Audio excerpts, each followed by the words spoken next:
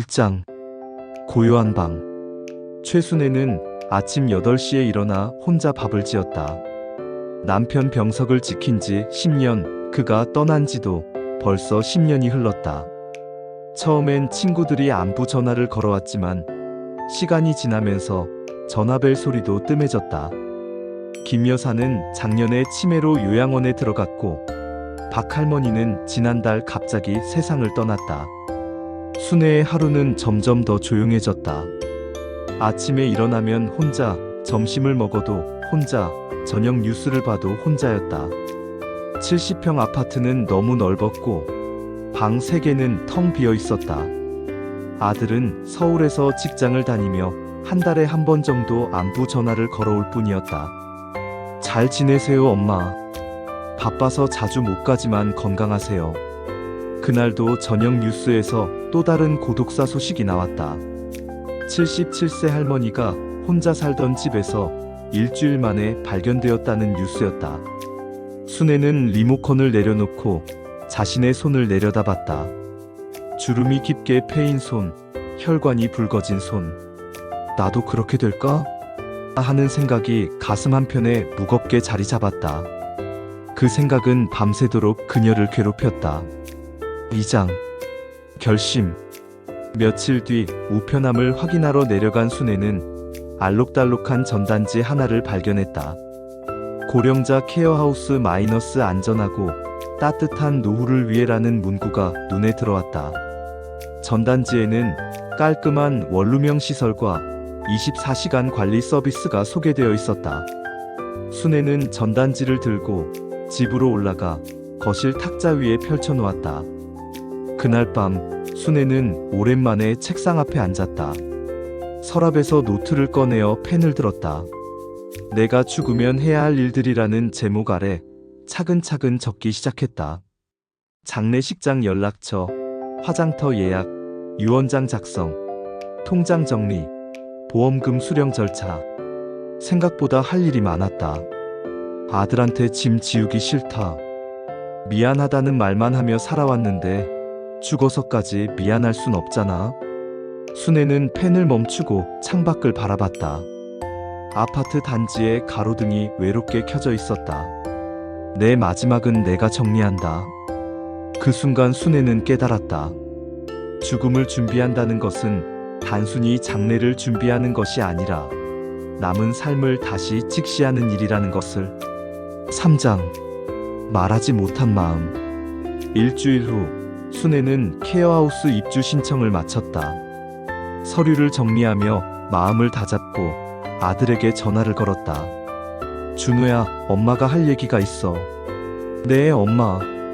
뭔데요? 엄마가 케어하우스에 들어가기로 했어. 전화 너머로 긴 침묵이 흘렀다. 엄마, 갑자기 무슨 소리예요? 왜 혼자 그런 결정을 하셨어요? 제가 있는데. 순애는 잠시 말을 멈췄다. 아들의 목소리에서 당황함과 서운함이 느껴졌다. 네가 바쁜 거 알아. 회사 일도 어렵고 애들 키우느라 힘든 것도 알고 있어. 그러니까 엄마가 엄마를 준비하는 거야. 엄마, 그런 게 아니라. 준우야. 순애의 목소리가 단호해졌다.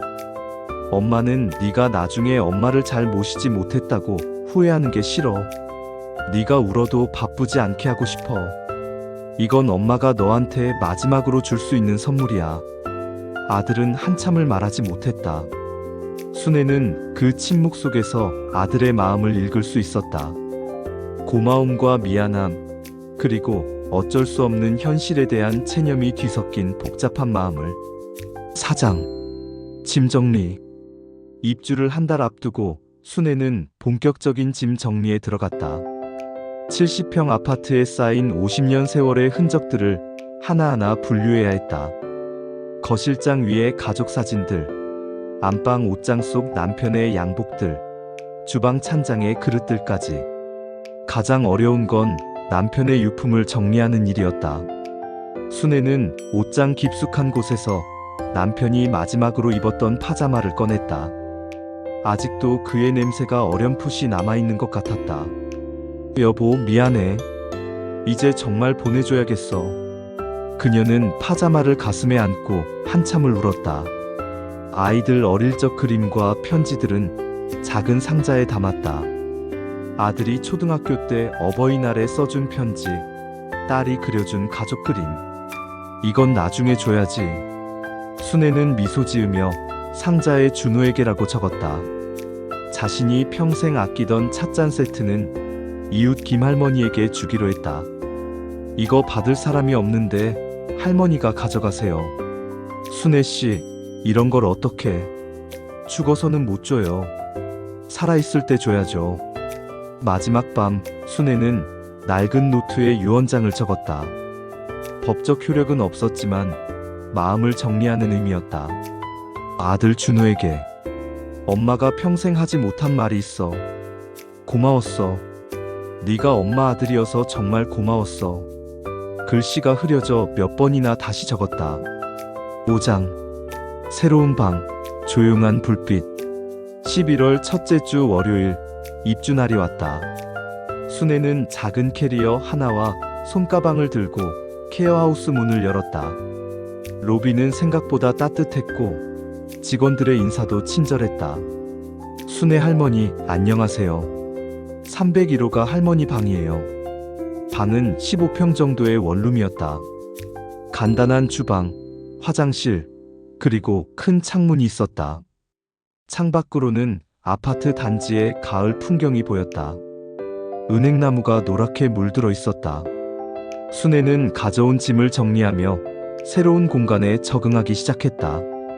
부엌에서 따뜻한 물에 손을 씻고 전기밥솥에 쌀을 안쳐 밥을 지었다. 혼자 먹는 밥이지만 오래간만에 마음이 편안했다. 저녁 식사 후 순애는 작은 전등을 켜고 창가에 앉았다. 죽음을 준비하면서 오히려 하루하루를 더 단단히 살아내고 있다는 생각이 들었다. 준비된 죽음은 준비된 삶과 다르지 않았다. 그날 밤 301호 작은 방에 불이 켜졌다. 조용하지만 따뜻한 빛이었다. 순애는 처음으로 혼자이지만 외롭지 않은 밤을 보냈다. 내일도 모레도 그녀만의 시간이 기다리고 있었다. 죽음을 준비한 그녀에게 삶은 더 이상 두렵지 않았다.